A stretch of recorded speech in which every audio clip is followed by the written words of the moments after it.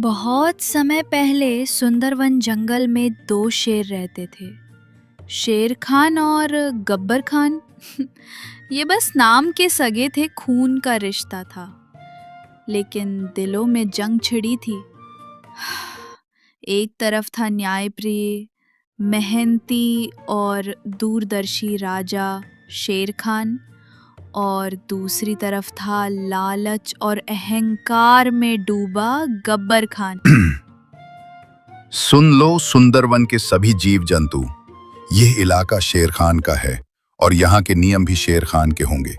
बरसों से यही रिवाज है कि मांसाहारी जीव शिकार करें तो केवल बूढ़े और अशक्त जानवरों का करें। कभी भी जवान और सक्षम जीव पर पंजा उठाने की भूल मत करना, वरना सजा ऐसी मिलेगी कि आने वाली पीढ़ियां भी याद रखेंगी। हमारा जंगल तभी फल फूल सकता है जब हर प्रजाति सुरक्षित हो। महाराज, मैं हूँ बंटी चूहा। अगर मेरी बात सुनने की इजाजत दे तो मैं कुछ बोलूं। कही बंटी चूहा, कहना क्या चाहते हैं आप, खुलकर बताइए। महाराज, शाकाहारी जीवों की हालत दिन ब दिन खराब होती जा रही है। जंगल की जो जमीन अनाज उगाने लायक थी, उस पर तो आपके भाई गब्बर खान का कब्जा है। बाकी जमीन इतनी बंजर है कि चाहे जितनी मेहनत करें, पेट भरने लायक अनाज नहीं मिलता। महाराज, आज तो किसी तरह गुजर बसर हो रही है, लेकिन आने वाले दिनों में भूख हमारा सबसे बड़ा दुश्मन होगी। बंटी, तुम्हारी बात गंभीर है, लेकिन हर मुद्दे का हल एक ही दिन में नहीं निकलता। आज के लिए इतना कहता हूं, जितना है उसमें सब गुजारा करो। कल का सूरज नई उम्मीद लेकर आएगा। हम इस पर विचार करेंगे और कोई भी अन्याय, चाहे वो मेरा भाई ही क्यों ना करे, बर्दाश्त नहीं होगा। शेर खान इतना बोलकर चला जाता है और उधर गब्बर खान क्यों रे भेड़िया, इस बार जनगणना का क्या हाल है? कितने शाकाहारी जीव बचे हैं मेरे इलाके में? महाराज, बस एक ही परिवार बचा है, मेमना रानी और उसका छोटा बच्चा। बाकी तो आपके शिकार में सब खत्म हो गए। सिर्फ 1 महीने में ही आपके इलाके में शिकार ढूंढना भी मुश्किल हो जाएगा। ये क्या बोल रहा है तू? अगर शिकार ही नहीं रहेगा तो हम खाएंगे क्या? भूखे मर जाएं क्या हम? महाराज, यही तो आपको पहले सोचना चाहिए था। जब से आप राजा बने हैं, आपने इतनी बेरहम शिकारी की है कि गिनने के लिए उंगलियां कम पड़ जाएं। अब हालत यह है कि आखिरी बचा शिकार भी आपके बड़े भाई के इलाके में भाग गया है। भागेगा कहाँ? शिकार मेरा है, चाहे वो भाई के इलाके में क्यों ना चला जाए। आज चाहे आसमान टूट पड़े, मैं उस मेमना रानी को खाकर ही दम लूंगा। चल भेड़िया, मेरे साथ। इतना बोलकर दोनों मेमना के पास जाने लगते हैं।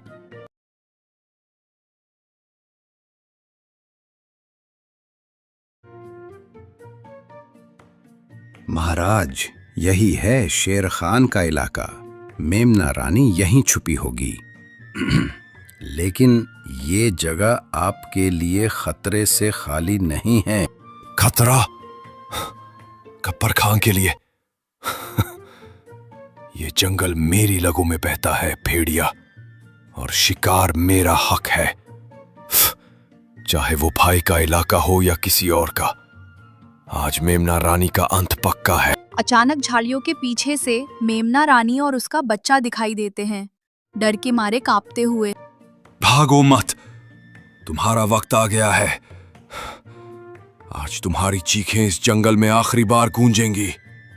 गब्बर खान झपटता है, तभी उसके सामने शेर खान आ जाता है। बस एक कदम और ये जंगल तुम्हारे नाम को हमेशा के लिए मिटा देगा गब्बर। ये इलाका मेरा है और यहाँ मेरे नियम चलते हैं। तुम्हारे लालच ने पहले ही तुम्हारे इलाके को वीरान कर दिया। अब तुम मेरी प्रजा पर पंजा उठाओगे।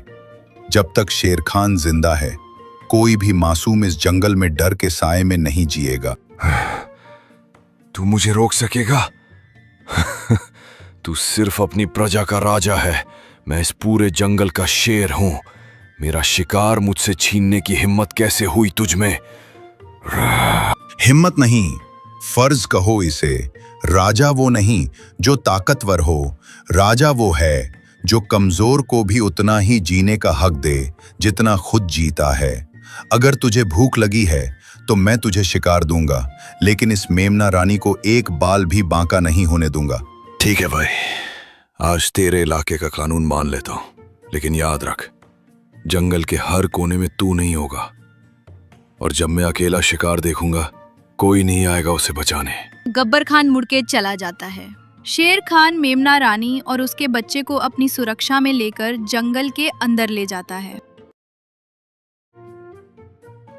रात का समय, गब्बर खान का अड्डा। आधा चांद आसमान में है, चारों ओर अंधेरा और ठंडी हवा। गब्बर खान गुफा के पास बैठा है, उसकी आंखों में लाल चमक। भेड़िया पास में खड़ा है, डर और उत्सुकता के बीच। भेड़िया, आज की हार मैं भूला नहीं। शेर खान ने सबके सामने मेरी इज्जत मिट्टी में मिला दी, लेकिन जंगल में ताकतवर वही नहीं होता जो सीधे पंजा मार दे। ताकतवर वो होता है जो दुश्मन के किले को अंदर से गिरा दे। महाराज, आपका क्या मतलब है? मतलब ये कि अब हम शेर खान के इलाके में ऐसे बीज बोएंगे जो उसकी प्रजा को उसी के खिलाफ कर दें। हम पहले उसके जंगल में अराजकता फैलाएंगे, अनाज चुराएंगे, पानी के स्रोत गंदे करेंगे, ताकि उसकी प्रजा भूखी और प्यासी हो जाए। फिर जब लोग उसके फैसलों से नाराज होंगे तो मैं आऊंगा उनके लिए मुक्तिदाता बनकर। इतना बोलकर गब्बर खान और भेड़िया दोनों रात में शेर खान के इलाके में चले जाते हैं और वहां जाकर तालाब में सड़ा हुआ मांस फेंक देते हैं और गुफा से अनाज को चुरा लेते हैं और फिर अपने जंगल वापस आ जाते हैं। तभी अगली सुबह। महाराज, आज सुबह जब मैं सीमा की गश्त पर निकला तो मैंने कई जगह पैरों के निशान देखे। वो हमारे इलाके के नहीं हैं। ऐसा लगता है कि कोई रात के अंधेरे में आया, चोरी की और फिर वापस चला गया। ये सिर्फ पानी और अनाज की कमी का मामला नहीं है महाराज, ये किसी बड़े षड्यंत्र की शुरुआत है। मैंने अपने कानों से सुना है महाराज। पिछली रात पहाड़ी के पार कुछ अजनबी भेड़ियों की बातें हो रही थी। वे कह रहे थे जब भूख बढ़ेगी तो राजा पे शक खुद उसकी प्रजा करेगी। ये शब्द मुझे बेचैन कर रहे हैं। महाराज, हमें जल्दी कुछ करना होगा, वरना भूख और डर हमारी एकता को तोड़ देंगे। महाराज, मैं तो बस पानी लेने तालाब गया था, लेकिन माँ की हालत देखकर मेरा दिल बैठ गया। पानी में सलांद है, मछलियाँ ऊपर तैर रही हैं। अगर ऐसे ही रहा तो ना हम पी पाएंगे न फसल उगेगी। मुझे तो लगता है कि ये काम किसी अंदर के गद्दार का भी हो सकता है जो दुश्मन का साथ दे रहा है। महाराज, मैं आपसे एक बात साफ साफ कहूंगी, ये काम सीधा साधा नहीं है। ये योजना किसी ऐसे के दिमाग से निकली है जो हमें अंदर से कमजोर करना चाहता है। गब्बर खान के पंजे सीधे हमारे इलाके तक नहीं पहुंच सकते, लेकिन उसकी चालाकी जरूर पहुंच सकती है। अगर आप कहें तो मैं रात में गुप्त रूप से उसके इलाके में जाकर पता लगा सकती हूँ कि वो क्या साजिश रच रहा है। तुम सब मेरे परिवार हो और इस जंगल के रखवाले भी। अर्जुन, तुम सीमाओं की चौकसी दोगुनी कर दो। भीम, तुम अपनी ताकत से पानी के तालाब को साफ करने में मदद करो। गोविंद, तुम गांव-गांव घूमकर सबको हौसला दो ताकि डर फैले ना पाए। और चपला, तुम मेरी आंख और कान बनकर गब्बर के इलाके में जाओ और सच लेकर लौटो। अगर गब्बर ने सच में ये वार किया है तो अगली लड़ाई जंगल की सबसे बड़ी लड़ाई होगी।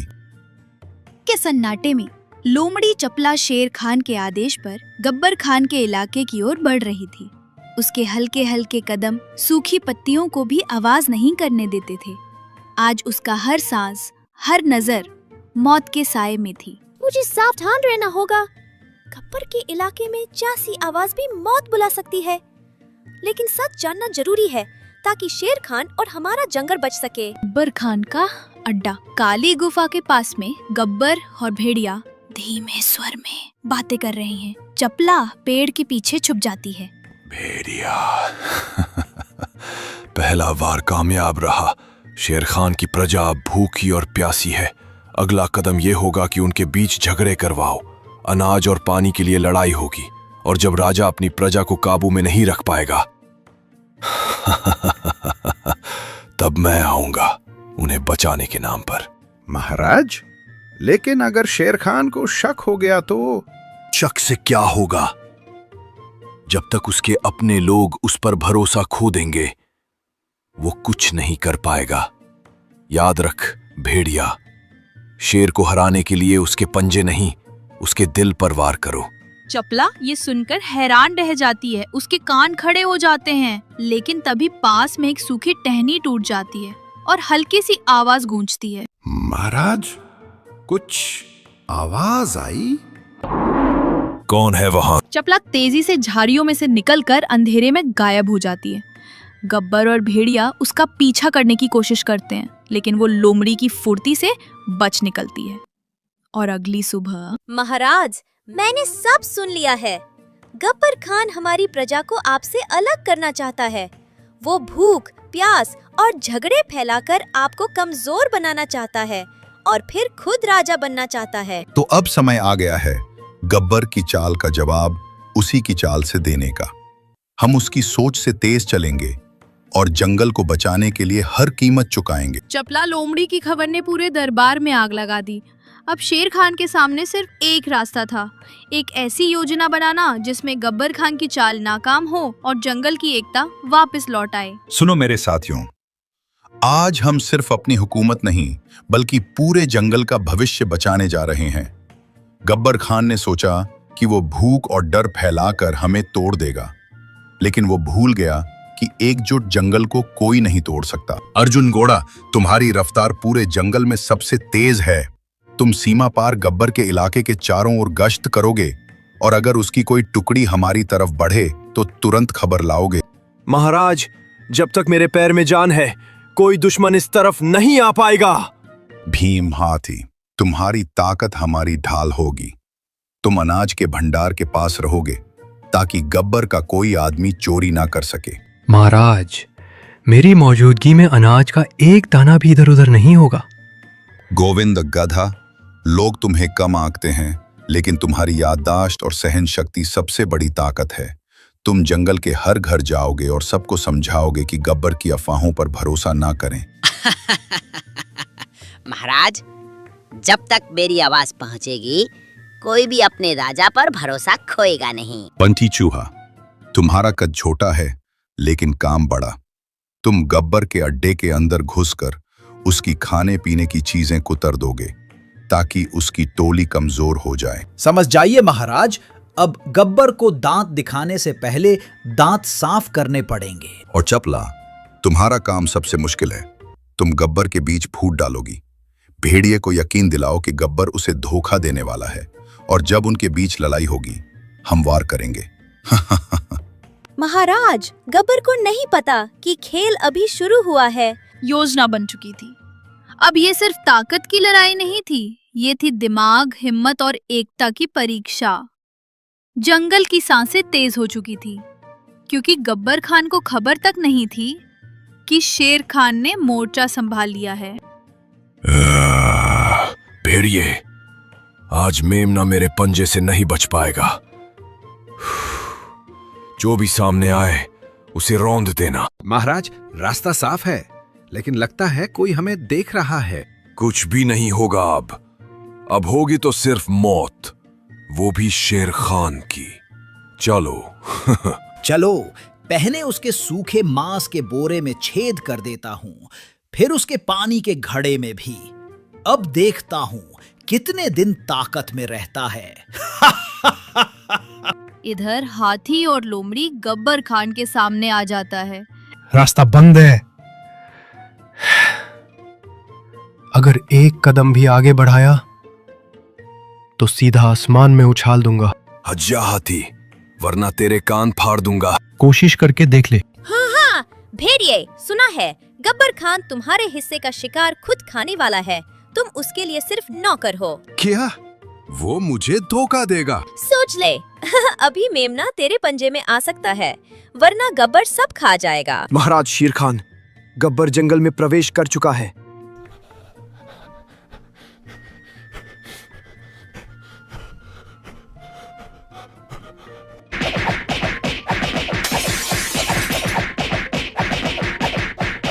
जंगल का कानून भूल गया था।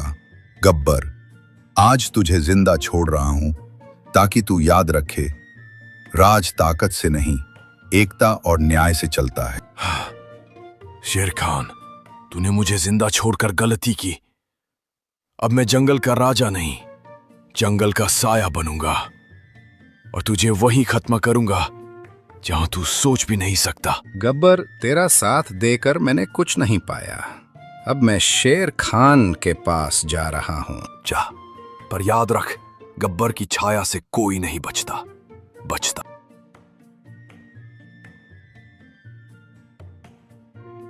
इस जंगल में कोई भी राजा नहीं है, राजा सिर्फ न्याय है।